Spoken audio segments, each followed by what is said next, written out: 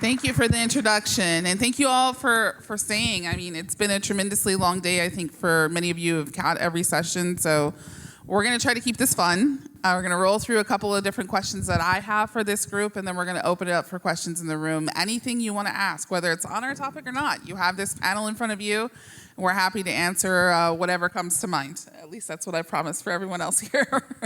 My name is Iliana Limón Romero. I think my two titles were combined in defense of our introducer, Assistant Managing Editor for Sports at the Los Angeles Times, which is a fancy title for sports editor.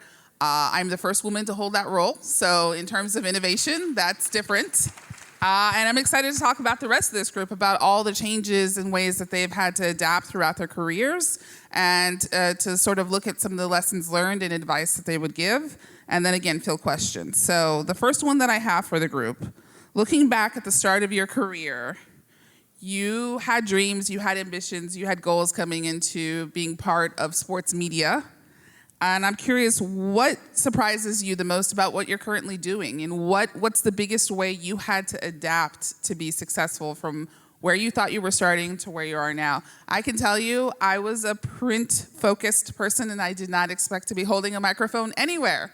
And yet I do that all the time now. It's part of the changes and just one tiny slice of what's different. But George, starting with you.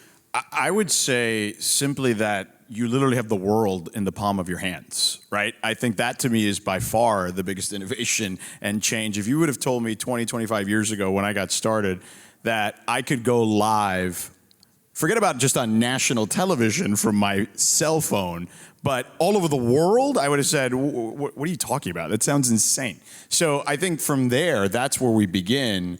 And then after that, any other technological advances, I think, pale in comparison. All right, Nikki. When I was in college, I wanted to do what George is doing now, sideline reporting on college football game days.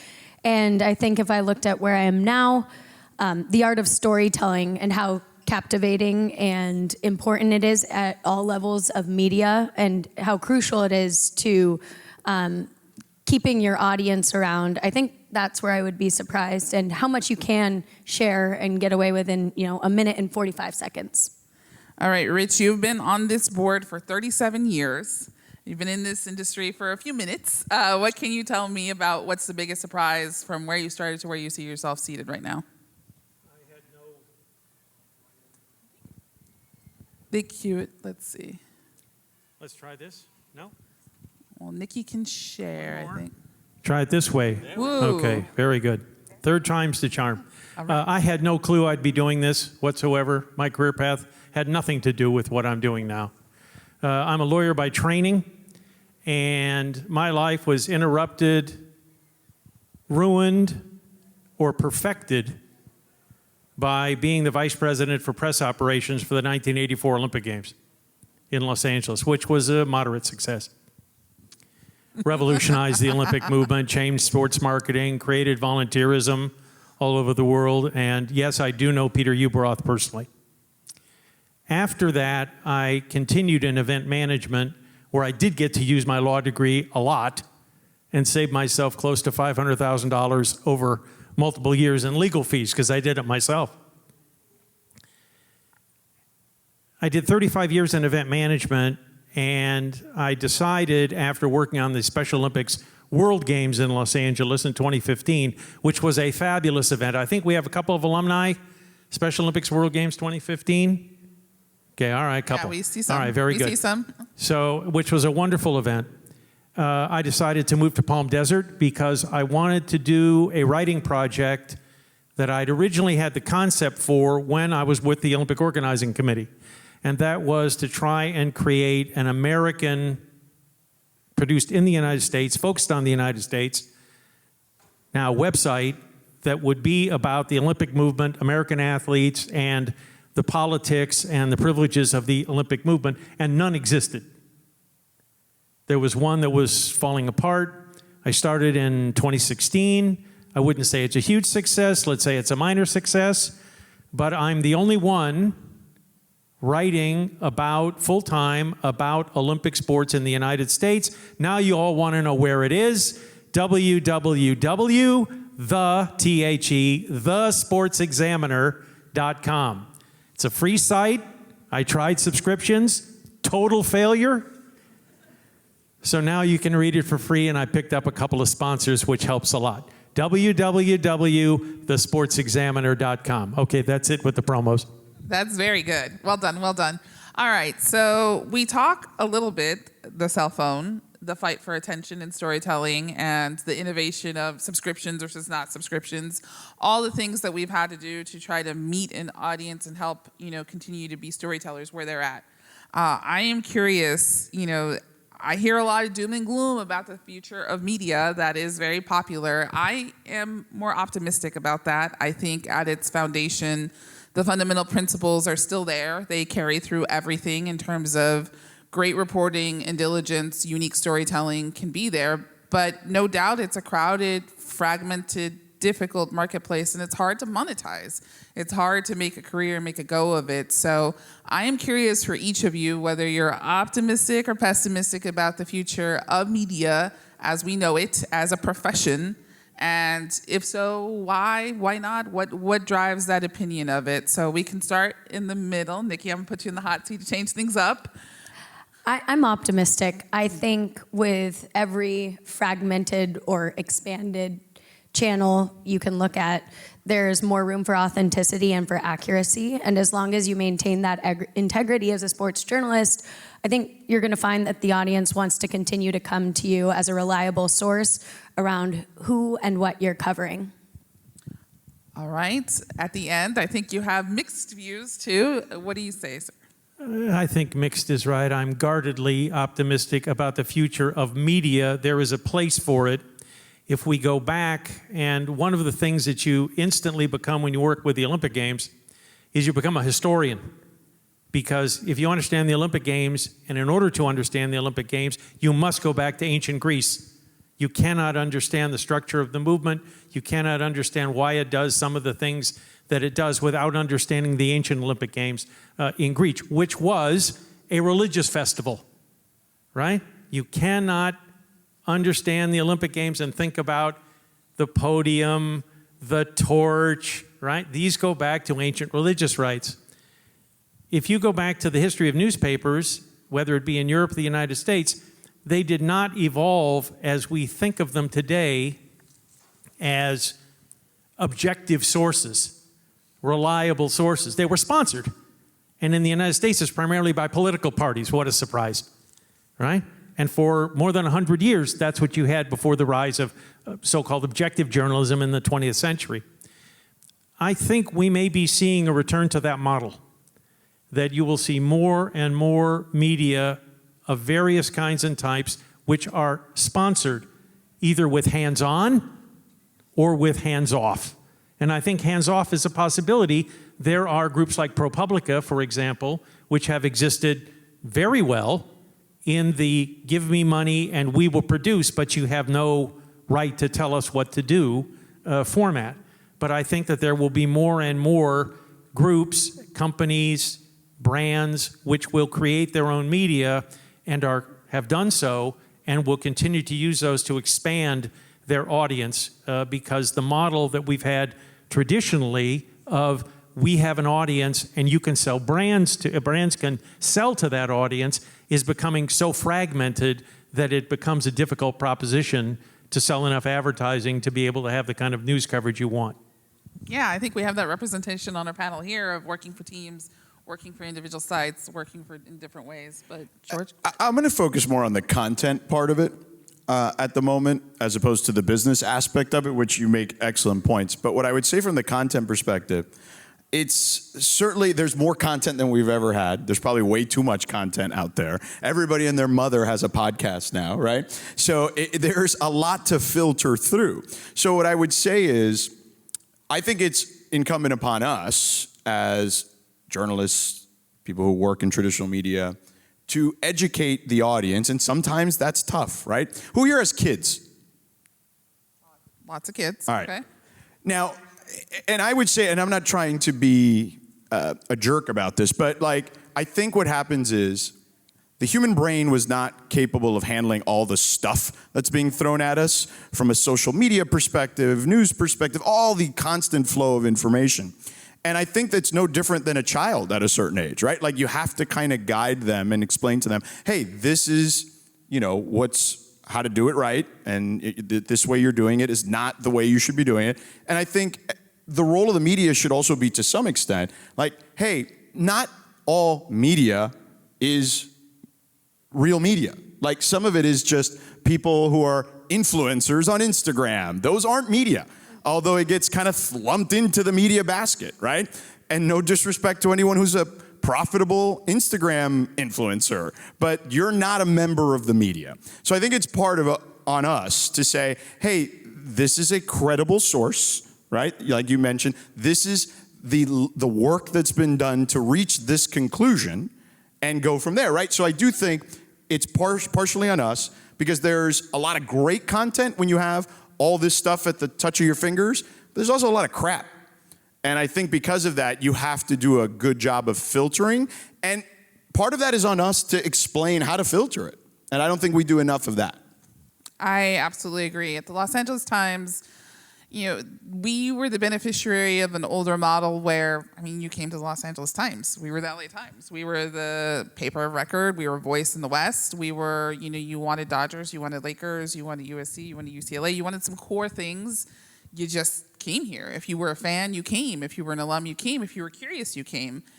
Nothing is automatic anymore. And I think for many of the people in this room who are representing teams or who are representing different constituencies, nothing is automatic anymore. You are fighting for your audience as much as we're fighting for our audience. It has only accelerated in the pandemic. We kept everybody inside for a while, and when they came back out, they decided, I have a lot of options, and I'm going to be ruthless about how I spend my time. If you do not earn my attention, if you do not earn my trust, I'm moving on. And we may not love what ends up earning their trust and their, affinity, but it is up to us every single day. I tell my team at the Times, it is our responsibility not to lament what's lost, but to earn it. We have to earn it every single day. This publication may have once been able to just be automatic part of your daily cycle. You pick it up in the driveway, it's there with breakfast, and you consume and move on. You would wait for us, you'd want to know.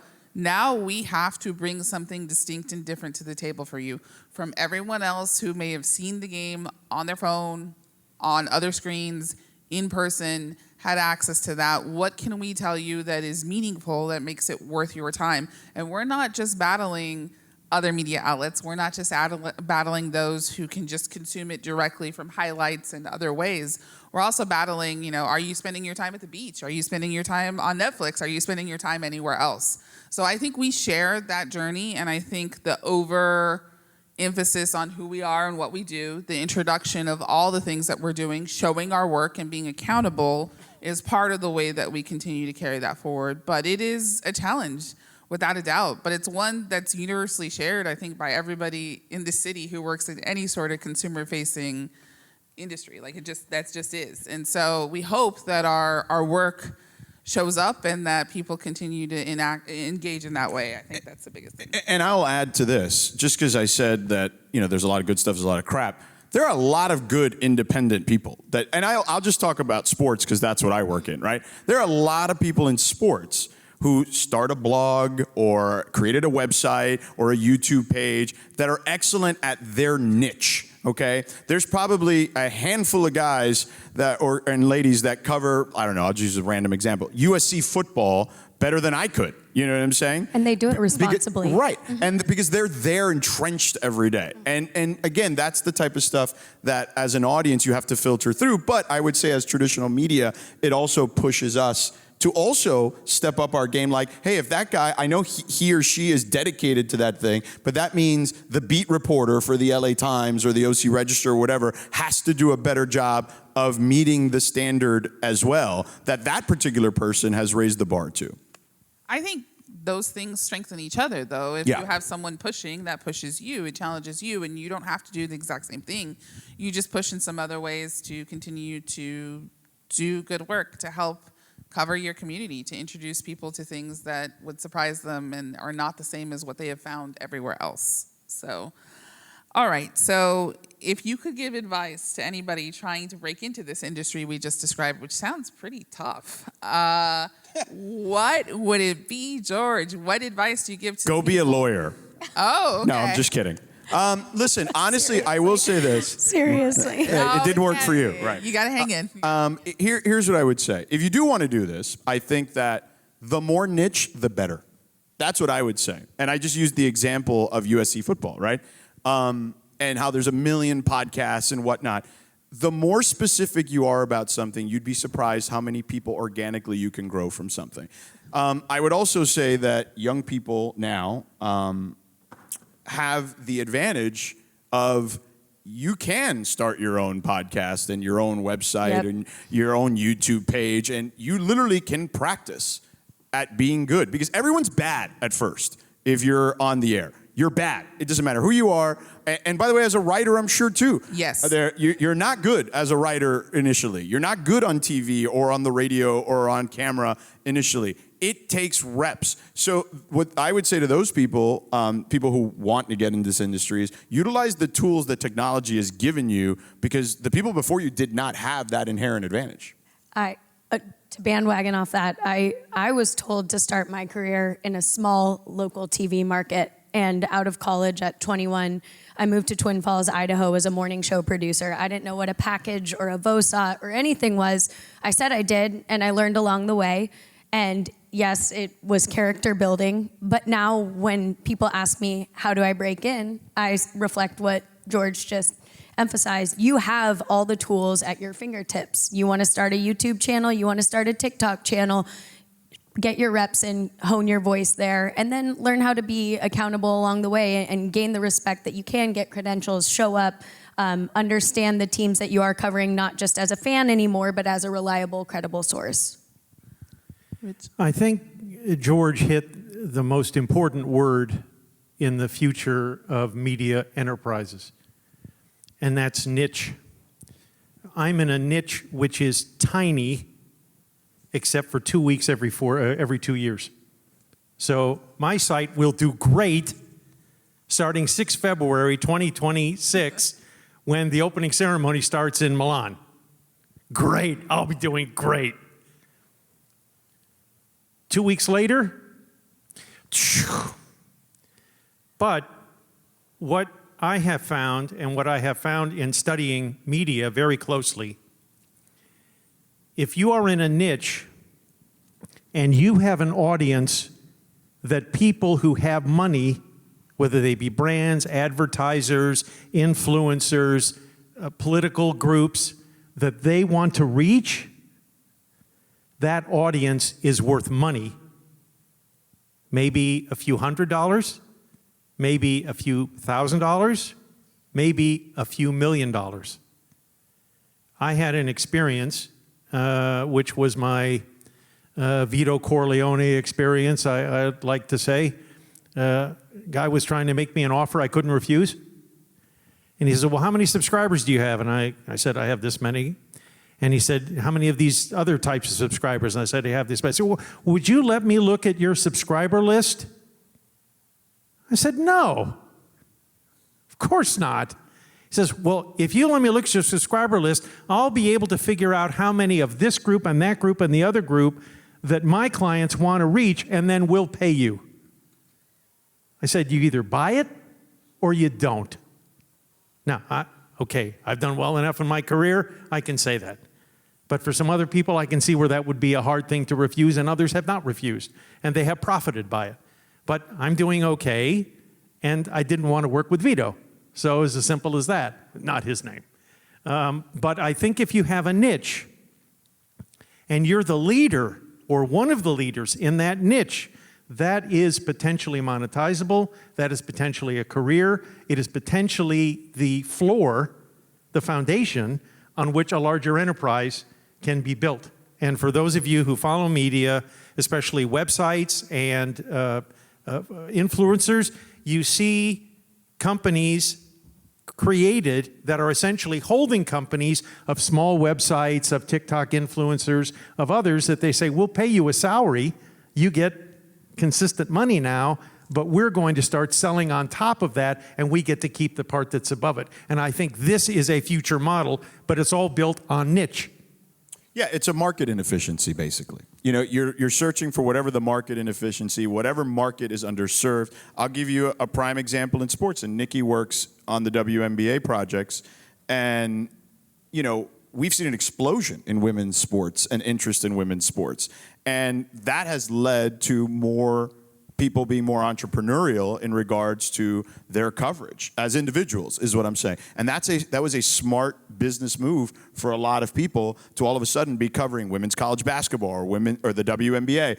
And, you know, I think to me that's a perfect example of looking at an underserved aspect of a particular genre and saying, I know I can fill that gap.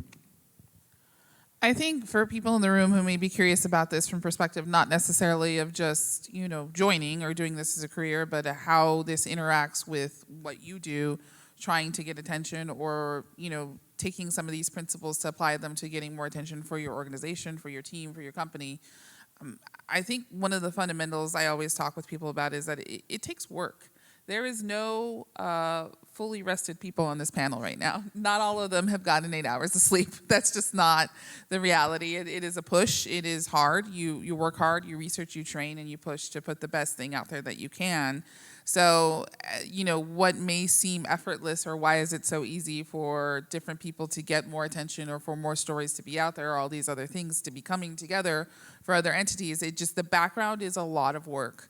It's a lot of work and a lot of effort to push to try to produce something that is meaningful that people want to engage with and that will hold attention and that is battle tested in terms of its integrity. So I think that's the number one thing I talk with people about is if you want to wade into this space, whether it's for your organization or whether it's as someone who's trying to become part of media or you're trying to understand why media does what it does, I think fundamentally understanding the work that goes into it and the difficulty of connecting with the audience is kind of foundational to who we are and how we operate. It's helpful. It's helpful to understand that perspective and to know that going in, that there's a lot of effort that goes into what can seem like a fun, seamless video that, you know, promotes something or covers something or chronicles something. Those things may seem breezy and easy, but they take planning, they take time, they take practice to make them come across, you know, so engaging that you can't take your eyes off it, whether it was produced by anyone, whether it's a team, an individual. Truly seamless, fun, and engaging content is a lot of work behind it and a lot of practice. But I also encourage anybody that wants to do it, if you're passionate about it or if it's really important to your organization, then jump in. Do exactly what everyone has said in terms of using the materials and tools that are out there. But just know that you're going to stink at the beginning, and it takes a lot of practice, but that you can get there. We all have put in the time and the work to get there, and it is absolutely possible. I am optimistic generally about all of those things because I think that if you put in the work and you put in the time, you can still cut through. I do not have nightmares about AI the way some of my peers do because I think that ultimately, at the end of the day, what we put out there and the one-to-one relationships that we build will still carry us forward and still be meaningful. And I'm excited about the city that we live in and the number of opportunities and the fact that there's so much for us to be able to engage around. So that's a gift. I wanted to open this up for some questions. I know it's late in the day. I know you all have been through a whole bunch getting ready for different sessions. So I wanted to open that. But first, we'll go back to Rich. The happy hour is going to be soon, too, so don't worry about yeah, that. hang in there. Hang in there. We're coming. It's coming. I wanted to do two things. One is, I think my colleagues would all agree, I did a story last week that it took me almost 2 months to put together and took research from people in 3 different countries to help me. I wrote a story about how USC football almost certainly cannot be played in the Coliseum after the 2028 Olympic Games takes place because of the installation of the running track about 2 meters up from the floor. I asked SC for a comment. It took them 4 weeks to give me a non-committal 2-sentence comment. Okay. I got the actual timetable for how the track was created in Glasgow, Scotland, from Hampden Park, where Queen's FC plays, and I got the actual timetable from the Glasgow folks who put it together. This took me more than a month. I hit send or post and did the log, and within 8 hours, I had 10,000 views. There is no high, now I'm not a druggie, so I couldn't talk about that. There's no high like seeing a story that you've sweated blood on, and it goes like this, right? And you see the analytics, and it's like this every day, and then it's like that. And that is something that you cannot quantify. It's a journalistic high. I've had a few of these. I had one story did 53,000 views, which was really wonderful. It's about boxing, a sport I hate, but okay. The other thing is we have, because I write about the Olympic Games, and we didn't do it yet, Olympians in the room. I see some in front of me. Please stand up. Yes. Alan James, Pam Spencer, just stand up. John Moffitt. Where is Marlene? Is Marlene still in the room? All right, she was here before, Marlene Harmon Wilcox. So I wanted to recognize the Olympians in the room. We already had the Paralympians up. Thank you. Thank you so much. Okay, so we have a microphone floating around. If anybody has any questions, you can ask us about innovation or any topic that you're curious about. We're happy to answer. It's part of us helping introduce what we do to our people, right? Absolutely.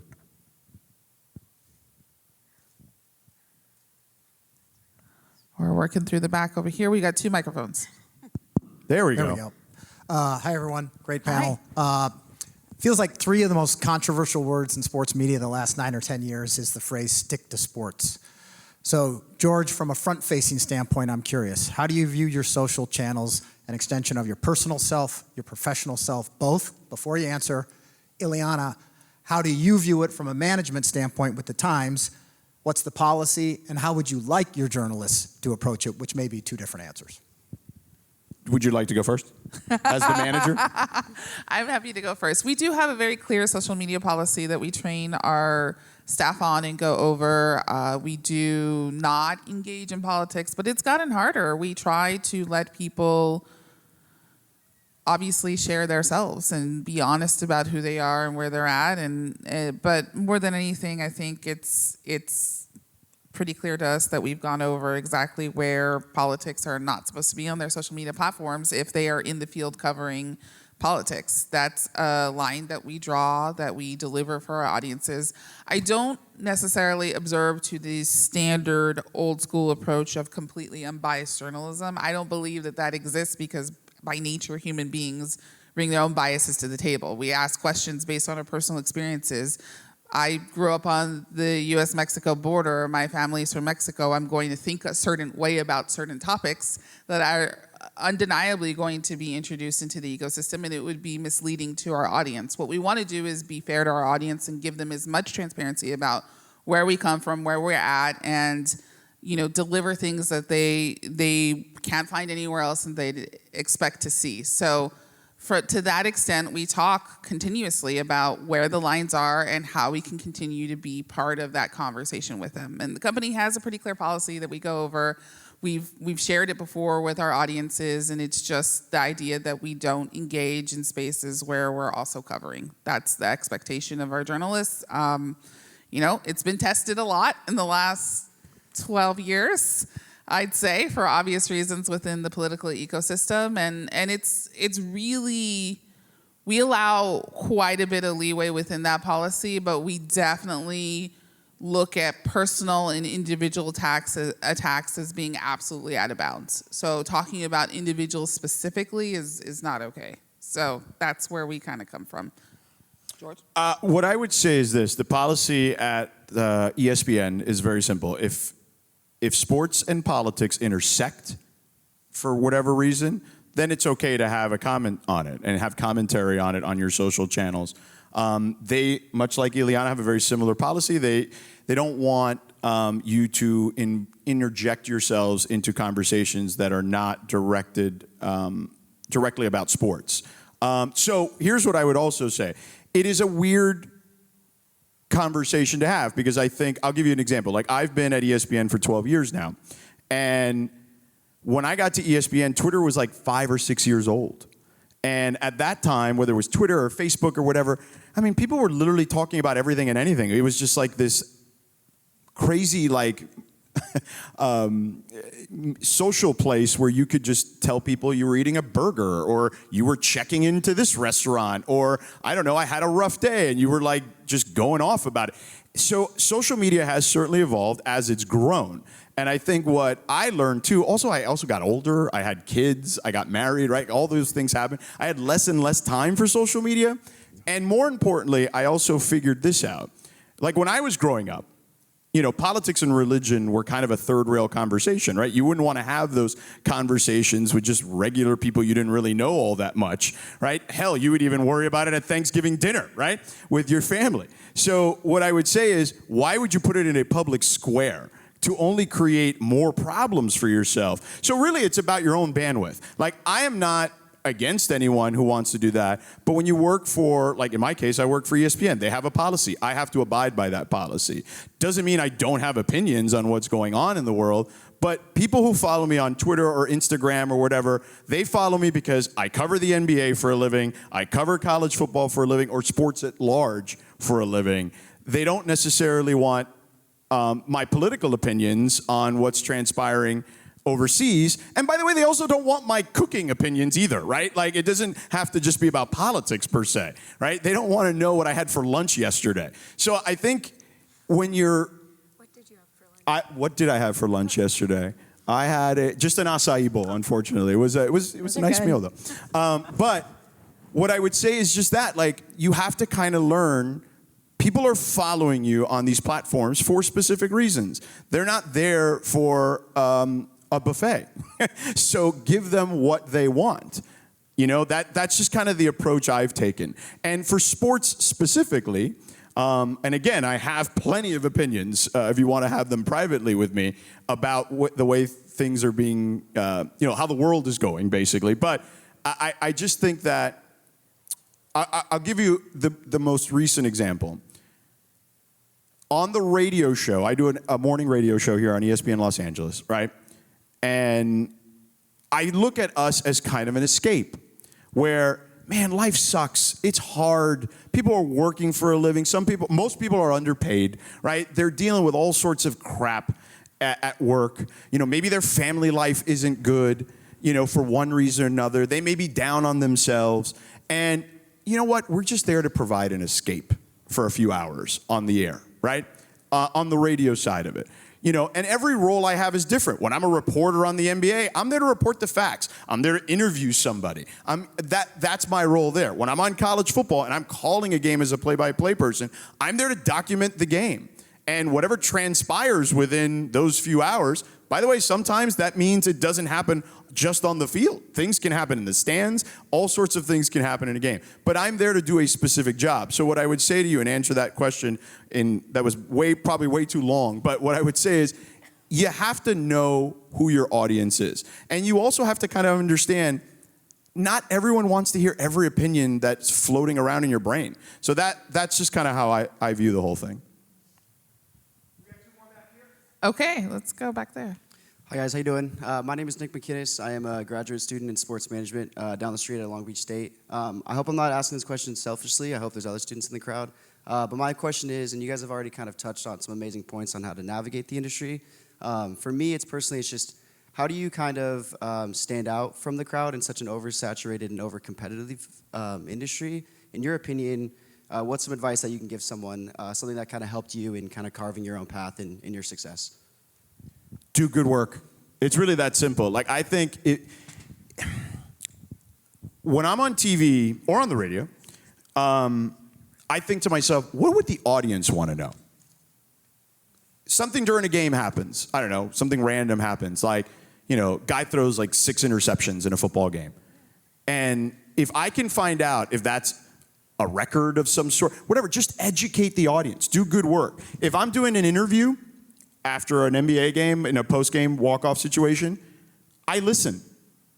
Nobody listens. People have like their own predetermined questions, and they say, I'm going to ask question 1, 2, and 3, and then I'm going to send it back to the play-by-play guy, and I'm out. No, listen. Have a follow-up. Like, if you listen to people when they talk to you, it will serve you greater than maybe anything else that you would do in this industry. I think the biggest thing is people get so stuck in their own head as to what they think they should be doing, as opposed to just doing something simple like listening. And to follow that, learn from people around you who might be doing something tangential to your role. At every level of my career, I've had to identify a story, shoot the story, shoot my own live shot sometimes, but that's made me much stronger in being able to identify what makes a good story, what can help a photographer out, what the audience wants to know. And when you're open to absorbing everyone's role around you, it makes you that much more competent, that much more reliable and valuable as an individual asset moving forward. So learn from anyone you can, even if you think it's not necessarily your role that you're destined to walk towards. You're a student now? What year? Okay.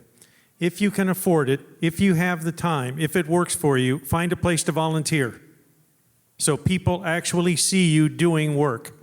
I got into the Olympic movement by selling programs at UCLA track and field meets in 1973. Not 1873, 1973.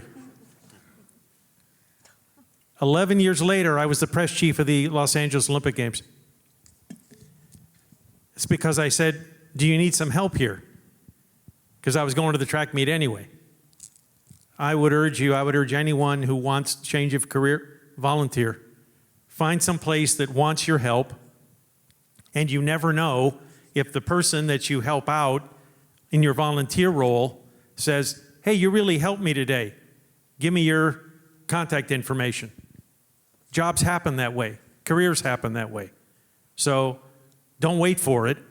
Make it happen. And never say no. I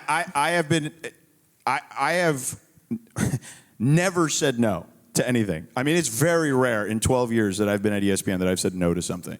And people will notice that eventually.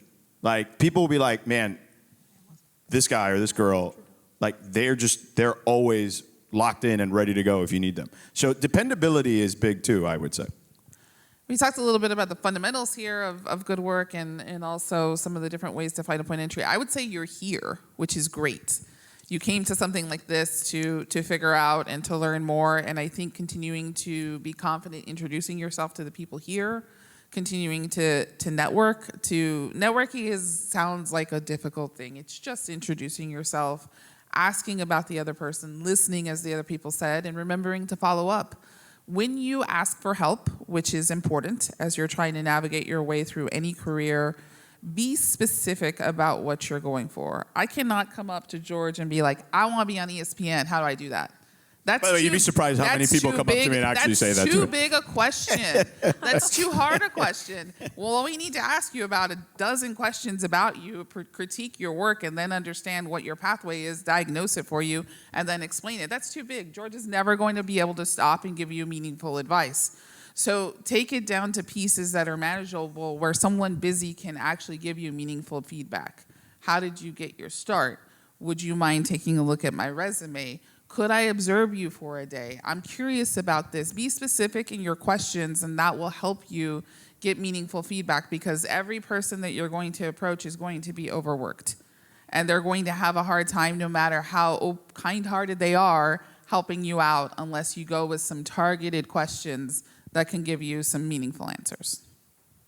Another question. Hi, my name is Paige Goritsky. I work in large live-scale events and TV production. My question, or I'm asking more of your opinions on this. We talked a lot about finding your niche market, your niche topics, but I find that a lot of women's sports are specifically having roundtables with women broadcasters and commentators where there's not even one man at that table discussing women's sports. And even today when we talked about it, George, you mentioned that Nikki covers WNBA, and I'm like, okay, well, that's her niche because she's a woman, she's in that market. But it's really important at the same time to have women covering male sports and men in on the conversation with women's sports to really branch the gender in sports, which is primarily male-dominated right now. So I'm just curious as what your opinions are, and moving forward, what you might be doing to change that. Rich has a thought. Go ahead, Rich. Well, come to the Olympic movement. The Olympic movement, you got men and women. How many of you know the name Katie Ledecky? Quite a few. How many of you know the name Gretchen Walsh? Just a few. Okay. But encouraging. Gretchen Walsh is going to be, I think, the great American sprint star woman of the 2028 Olympic Games. She is amazing and just set a world 25-meter short course record at the World Cup. I think this is changing. I think we're in a transitional phase. There is prejudice on both sides, which I have seen as an observer, that there are men who don't want to talk about women's sports, and there are women who don't want men talking about women's sports, since there are already so many men in sports media. I think we're in a transitional phase. I think this is changing. And I think the more women who are dominant figures, we're going to see, I think, 2 dominant women figures coming in the Winter Olympic Games, Michaela Schifrin and Lindsey Vonn in the skiing. I think they're both going to do well, especially Schifrin. And I think you're going to see a lot of men talking about women's skaters, skiers, you name it. I think this is coming. I think what is happening with the WNBA right now is really pivotal, because every 4 years, the entire national discourse would celebrate a vaunted Olympian, right? But now it's seeping into part of our daily dialogue. And I'll listen to George driving in the mornings, and there is more discussion about what's going on in the WNBA. And it's not just the WNBA, it could be USC women's basketball. And just bits and pieces of those conversations becoming more and more frequent in our dialogue is changing the discourse. I mean, not just literally, but figuratively, to have men who cover male sports, throughout the year, to start celebrating the accomplishments. And I have noticed, I have friends, guy friends, start asking me about the W more and more frequently. They start telling me, oh, hey, we really like that draft pick the Sparks just brought in. And that, sometimes it is surprising to me. I don't necessarily expect it, but it is changing. And it's not gonna change overnight, but it is important. And that's where I thank you for having a platform that you do call into attention those accomplishments. Yeah, and look, you bring up a great point. I don't think you're wrong about what you're saying. What I would add is, today is a perfect example. So we have a show on ESPN called NBA Today, and Malika Andrews is our host. And on Mondays, I usually host it. And today, and by the way, we've done this every Monday throughout the summer and the NBA offseason. We do the WNBA every day. And it's me hosting as a man, talking about the WNBA with other men and women on our panel on those days. On right, on an NBA NBA show. To your point, though, that is few and far between, is what I would say. So I would agree with you on that. And look, I can just say personally, it really just comes down to, I got my start covering the NBA, and I have been involved in the NBA for 20 years, and the seasons basically run one after the other. So it just becomes hard between the NBA, and I'm doing college football at this time of year too, that if I told my wife, who is a huge supporter of women's basketball, if I told her, hey, honey, I think I'm going to keep working from July through the WNBA finals, she'd probably be like, you need to find a new wife, okay? So I do think some of it is just that, is also just, can you physically be there? Do you have the bandwidth to do all these different things? Are there better people that are capable of handling these responsibilities? But I do think that's a good point. One I will bring up with my bosses more frequently. And I do think that's something that could be expanded over time. And I also want to add, I do think that the local Spectrum Sports does a phenomenal job covering the WNBA with a wide variety of people as well here in LA. Very good. I think we about covered it. More questions? I think we're about time to wrap up now. I suppose many of you have break, happy hour, other things to come, but we really, really appreciate the invitation and you sticking in with us after a very long day. It's been a joy to talk with you, and thank you to the panelists, and thank you to our hosts for letting us join you. Thank you guys for having us.